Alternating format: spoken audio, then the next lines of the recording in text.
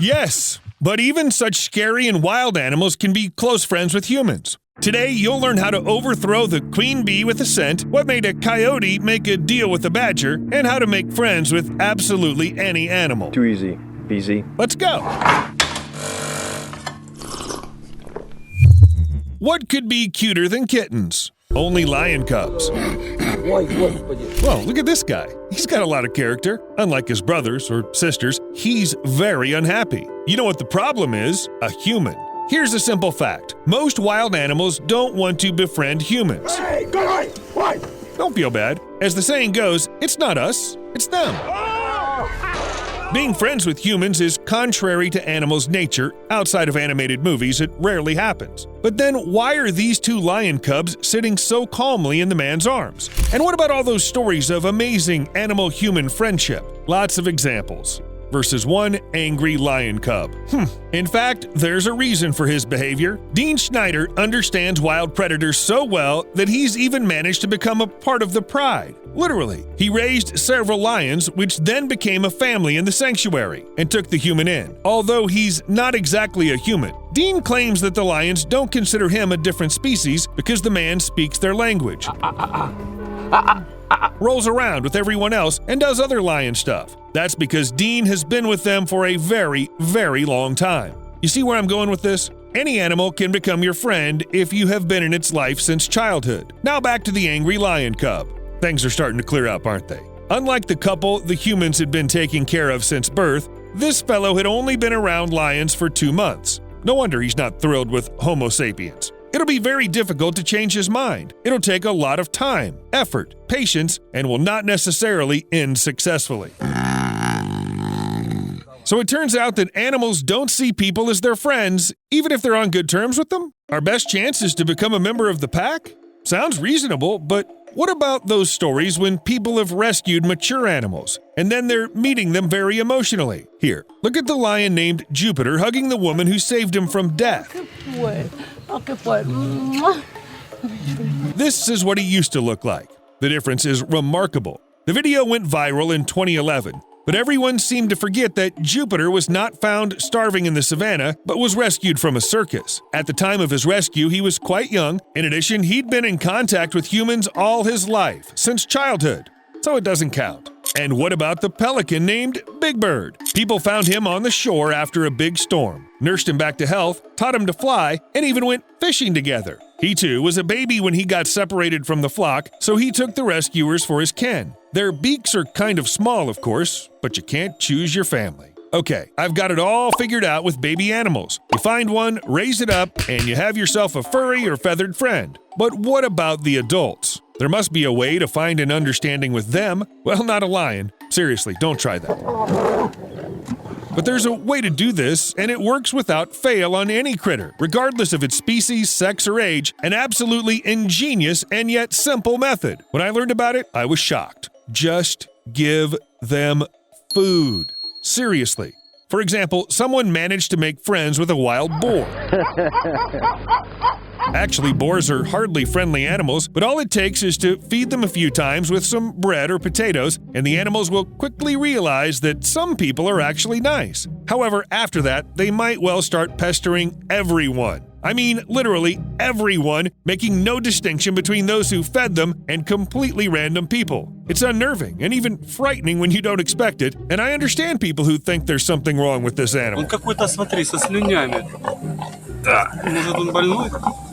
As I said, wild animals themselves don't want to be friends with people. So if any animal starts to show unexpected friendliness, comes out of the woods into the city, approaches people, it's better to stay away from it. Yeah, maybe that fox. I don't know, it was raised by chickens, that's why it likes people? But most likely it's just a carrier of rabies, and this is a disease that threatens a painful death. Understandably, if a wolf suddenly starts wandering the streets, no one would decide to rub its ears. But harmless and cute-looking animals like foxes and raccoons can pose a deadly danger to humans as well. Just keep in mind that unless you're a Disney princess, wild animals shouldn't come out of the woods to socialize with you. If you think about it, all the examples I've already mentioned can't be called friendship. They're simple tricks, real-life cheat codes, isolated, rare occurrences. And boars just like to eat. Wait. But then how do you explain all these cool and overwhelmingly cute stories? Well, it's time to take a closer look, because they have something in common. Yes, it's all about humans. Each of these animals has been domesticated, which means they're used to socialization. Because of their frequent contact with humans, it becomes easy for them to be friends with each other, and that basically works both ways. Now, you can befriend almost any animal yourself as long as it's domesticated and you have the patience. Even if it's a chicken, you can teach it to play the piano and go on tour.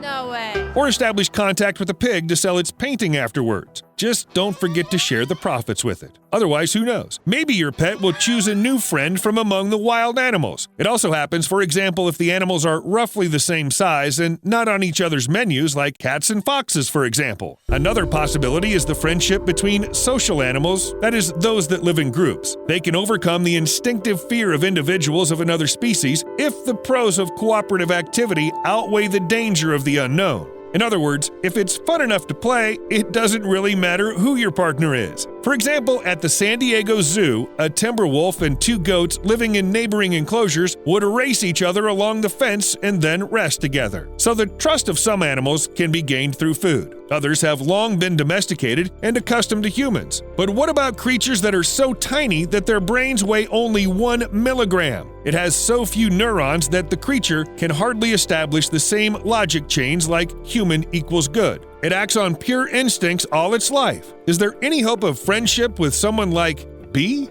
You probably won't believe me. But there is a way to get through to any bee, bumblebee, or any such insect. Few people know about it. I wouldn't be surprised if this secret was discovered somewhere on the wall of a pharaoh's tomb. To become a friend of a bee, just give it food. Too easy. BZ. That's it. Almost like with a boar. Only you need less food. Just a couple of drops of honey is enough, and you can quite easily pet your tame insect. I really wouldn't risk it though. They say that it'll even follow you, apparently hoping that you'll show it the place where humans keep all the honey they constantly steal from the hives. Think about it. A tame insect. However, if one bee is not enough for you and you want more, then look for a queen bee. It's cheating, of course, but the whole swarm will immediately follow her. And then it's your problem what to do with this bunch of bees. Strictly speaking, there can be problems in any case, even if you decide to make friends with birds. Those feathered creatures, which not long ago were happy to take food directly from your hands, may well change their mind. What, human? In our territory? What do you mean, our friend? I don't know what you mean. But the absolute champions of touchiness are ravens. Everyone knows that they're very smart birds, aren't they? And with great power comes great responsibility. I mean, with high levels of intelligence comes terrible vindictiveness. Never, you hear me? Never hurt a raven, especially if you've been friends with it before. It will remember your face. Tell the other birds, and I wouldn't be surprised if it turns out that ravens are mean enough to track down where a person lives and follow them to settle things.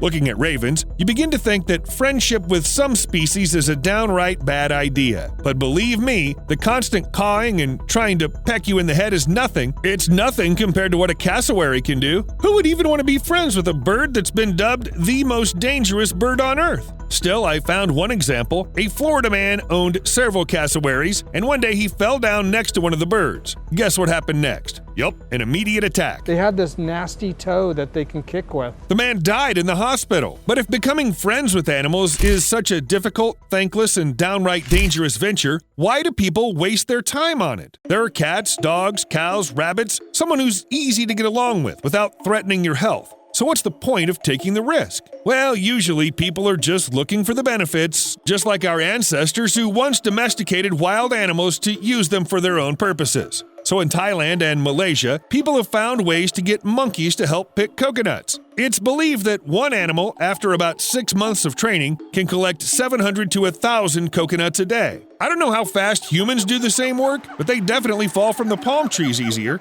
You may have already started to think that people are shamelessly taking advantage of animals, and this doesn't seem like friendship at all. But in fact, when animals themselves do something like that, we see them as the best of friends. Take coyotes, for example. Sometimes they eat badgers, but often the two species work in tandem, hunting prairie dogs. The coyote may chase prey if it runs, and the badger may catch it underground if the prairie dog is hiding in a burrow. These partnerships tend to occur during the warmer months. And look, okay, let's face it, coyotes and badgers are the perfect partners in crime.